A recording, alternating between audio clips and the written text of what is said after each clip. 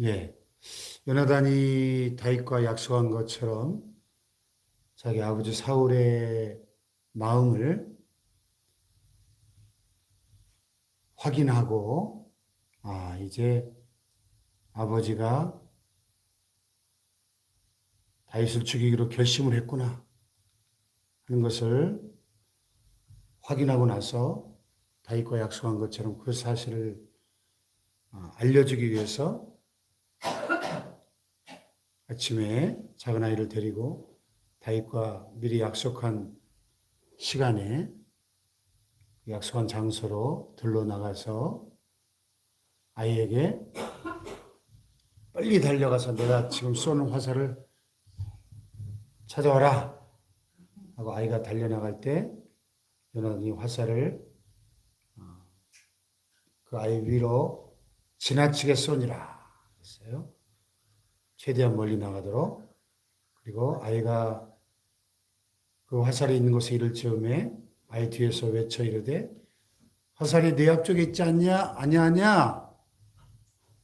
이게 무슨 뜻이라고 그랬죠? 화살이 네 앞쪽에 있지 않냐 아냐? 이렇게 외치면 바위 뒤에 숨어 있는 다윗이 무슨 신호라 그랬죠, 이게? 사울이 어떻게 하기로 결심한 거예요? 다윗을 죽이기로 결심했을 때 그렇게 말하기로 약속했죠. 그래서 이 아이는 그게 무슨 뜻인지 모르지만 아이 뒤에서 또 외쳐 지체 말고 빨리 다름질하라. 이 말은 다윗에게 지금 또 다른 신호를 보내는 거죠. 아버지가 널 죽이기로 한 것이니까 빨리 도망가라. 그런 또 암시가 담겨 있는 말이죠. 자, 아이가 화살을 주워가지고 돌아왔는데 그 아이는 아무것도 알지 못하고 요나단과 다윗만 그 일을 알지요. 그래서 그의 무기를 아이에게 주며 그걸 가지고 성부로 가라 하고 아이를 돌려보낸 다음에 다윗이 그 숨어있던 바위에서 나와서 요나단에게 둘만 남으니까 이제 땅에 엎드려 3번 절하고 서로 입맞추고 같이 울되 다윗이 더욱 심했다. 왜 3번 절했을까요? 고대 사회에서 3번 절하는 것은 군신의 예의를 갖춘 거죠. 신하로서 최대한의 예의를 갖춰서 요나단은 왕자 아닙니까? 왕자님 앞에 신하로서 3번 절하며 예의를 갖추고 서로 부둥켜 안고 웁니다.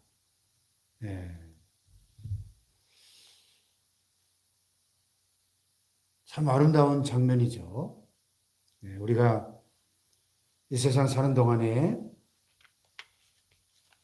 오늘 여기 켄 시게마츠라는 분의 글에 보니까 우리가 하나님과 평안한 관계를 맺고 또 만족스러운 할 일이 있고 또 모두가 부러워하는 집과 생활에 필요한 모든 것을 다 가졌다 할지라도 영적 우정을 나눌 친구가 하나도 없다면 그건 꼭 필요한 것이 빠진 거다 하는 이야기를 합니다. 왜냐하면 우리는 하나님의 형상을 따라 창조되었는데 하나님의 형상이 뭐예요?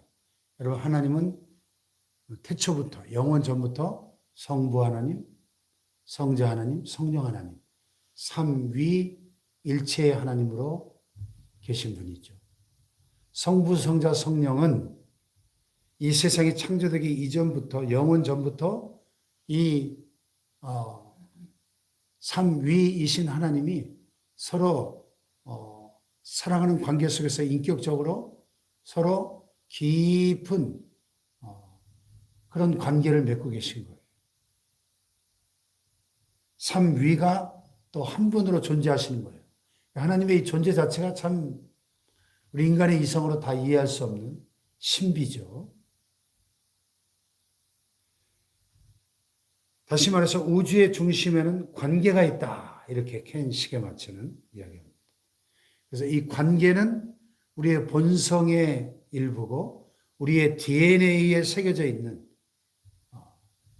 것이다. 그래서 우리가 사랑으로 다른 사람들과 건전한 관계를 맺는 것, 그것이 하나님의 형상을 드러내는 것이다. 이렇게 이야기해요. 자, 다윗과 요나단은 서로 라이벌이 될 수밖에 없는 그런 관계예요. 태생부터. 하나는 왕자고 하나는 하루아침에 스타가 된 국가적 영웅이 된 슈퍼스타고. 그러면 둘은 정적이 될 수밖에 없는 겁니다. 권력은 자식과도 나눠 가질 수 없다는 말이 있잖아요. 네. 뭐 이번에 그 국민의힘 전당대회 하는 거 보세요. 같은 당인데도 네 사람이 나와가지고 얼마나 서로 치열하게 경쟁하고 싸웁니까? 그게 권력이에요. 권력의 속성은 나눠 가질 수 없기 때문에 상대를 끌어내리고 죽여야 내가 올라가기 때문에 권력의 속성은 참 비정한 거죠. 그런데 요나단은 우리가 지금까지 살펴본 것처럼 다윗을 사랑하되 자기 생명을 사랑함 같이 다윗을 사랑했다. 성경 66권을 통틀어서 이런 우정을 찾아볼 수가 없죠. 가장 아름다운 친구의 우정을 다윗과 요나단은, 특별히 요나단은 보여줬는데요. 오늘 이 시대를 보십시오. 얼마나 극단적인 이기주의가 팽배해 있는 사회입니까? 더구나 뭐 요즘은 다 애를 하나만 낳아가지고 그냥 금이야 오기야 그 하나뿐이니까 또 얼마나 그냥 금쪽같이 그렇게 아예 TV 프로그램 자체가 금쪽 같은 내 새끼 프로그램 있잖아요. 얼마나 금쪽 같아요. 하나뿐이니까. 그러니까 이 애들이 자기밖에 모르는 거예요. 어려서부터 금이야 오기야 그렇게 키워놓으니까. 그게 지금 우리 대한민국 전체 세대수의 3분의 1이 싱글 세대라는 뉴스를 봤는데 3분의 1이 혼자 살아요. 그러니까 그냥 이기주의가 날이 갈수록 팽배해지고 혼밥이란 말이죠. 혼자 먹는 밥. 밥도 혼자 먹고 마트 가봐도 그냥 혼자 먹는 밀키트들이 어마어마하죠. 나밖에 모르는 거예요. 나 혼자. 이런 문화인데 이런 문화의 흐름을 거슬러서 다른 사람에게 헌신하고 다른 사람을 위해서 희생하고 이 다윗과 요나단처럼 영적인 파트너로 영적인 우정을 쌓아가는 것이 너무나 중요하다는 거예요. 아멘. 네. 이것은 하나님과의 우정이 깊어질 때 그분께 받는 선물이다. 이렇게 견식에 맞추는 결론을 내립니다. 그래서 우리 신앙생활은 뭐 다른 건 뭐 혼자 할 수 있는 게 세상에 많지만 신앙생활은 절대 혼자서 할 수 없는 거예요. 천국은 절대 혼자 갈 수 없는 겁니다. 그래서 하나님이 이 교회라고 하는 공동체를 주신 거예요. 아멘? 네. 그래서 불교는 깊은 산속에 혼자 들어가서 동굴 속에 혼자 앉아서 죽을 때까지 그냥 혼자 돛 닦아도 돼요. 얼마든지 혼자 종교생활 하시는 게 불교입니다. 그러나 우리 교회, 기독교는 그런 종교가 아니에요. 교회라는 말이 뭡니까? 에클레시아, 부름받은 자들. 세상으로부터 하나님의 불러내심을 받아서 하나님의 백성을 이룬 하나님의 백성들의 모임, 회중, Assembly of God, 하나님의 회중, The people of God, 하나님의 백성, 그리스도의 몸된 지체들이에요. 한 몸이 되고 한 가족이 되었습니다. 할렐루야. 그렇게 우리가 함께 서로를 위로하고 격려하고 사랑하면서 함께 손잡고 천국까지 같이 가는 거예요. 할렐루야. 그래서 우리가 종종 부르는 찬송에 보면 너 성결케 위해 늘 기도하며 그 찬송 가사가 18세기에 감리교회 창시자의 우리 성결교단 신학의 원조가 된 요한 웨슬레이 목사님이 그 시대에 많이 불렀던 성결을 외치고 성령 충만을 외치고 성령 세례를 강조하면서 성결 운동을 일으켰던 요한 웨슬레이 목사님 시대에 많이 작시되고 불러졌던 찬송이에요. 그 찬송에 보면 어떻게 하면 우리가 성결한 삶을 살 수 있습니까? 너 성결케 위해 첫째 늘 기도하며 너 주 안에 있어 늘 성경 보고 기도와 말씀. 그렇죠? 그 다음 세 번째는 뭐예요? 기도와 말씀 플러스 온 형제들 함께 늘 사귀면서 일하기 전마다 너 기도하라.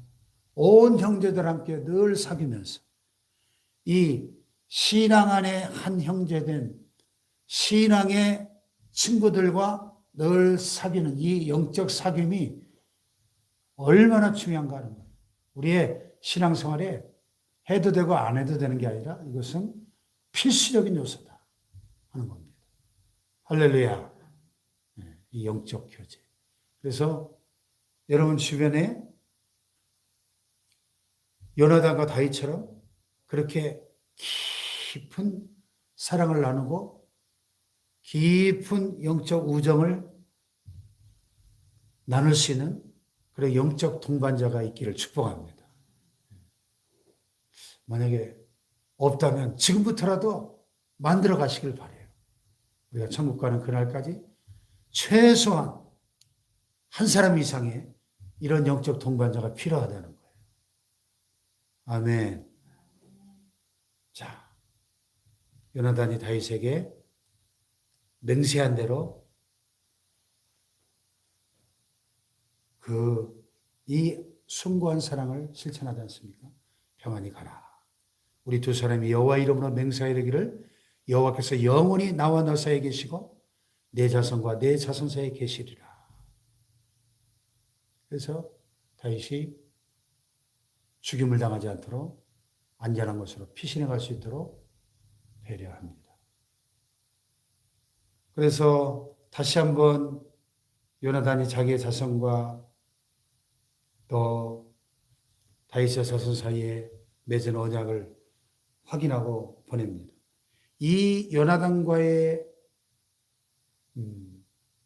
언약이 있었기 때문에 나중에 다윗이 왕이 오른 다음에 한 일이 뭐예요? 사울과 요나단 전쟁터에서 한 날 다 전사하잖아요. 그리고 이제 사울의 남은 가족들은 이제 왕권이 무너지면 이 고대사회는 남은 가족들을 다 죽이지 않습니다. 새로운 왕위에 등극하면 후환을 없애기 위해서 다 죽이거든요. 그러니까 무비보셋이라고 하는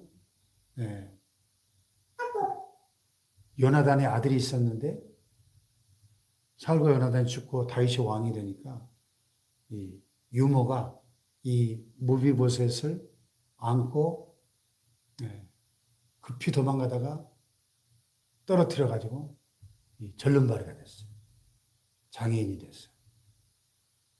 그 아이를 몰래 키웠는데 나중에 다윗이 왕이 된 다음에 수소문을 내서 사울과 요나단 집안에 남은 가족들이 있나 찾아보니까 무비보셋이 있는 거예요.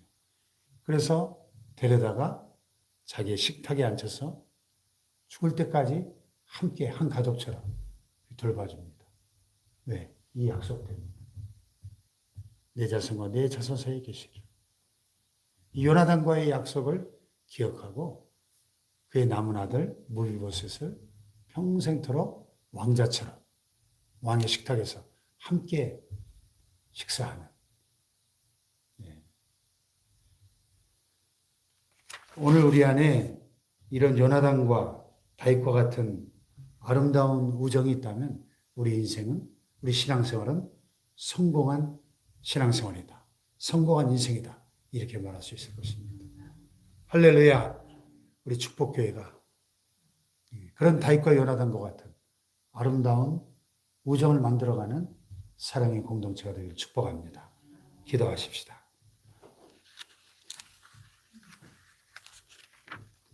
하나님, 자기밖에 모르는 극단적인 이기주의 시대에 오늘 이 성경이 우리에게 보여주는 다윗과 요나단의 이 아름다운 사랑과 우정을 보면서 서로의 생명처럼 소중히 여기고 사랑하는 이것이 하나님께서 원하시는 진정한 교회의 모습인 것을 발견하게 됩니다. 주님께서 우리를 너무나 사랑하셨기에 우리를 위하여 주님의 생명을 희생하신 것처럼 우리가 서로를 위해서 그렇게 헌신하고 희생하고 섬기는 아름다운 교회를 만들어가게 하여 주옵소서. 우리 주여 삼창하기도 합니다. 주여, 주여.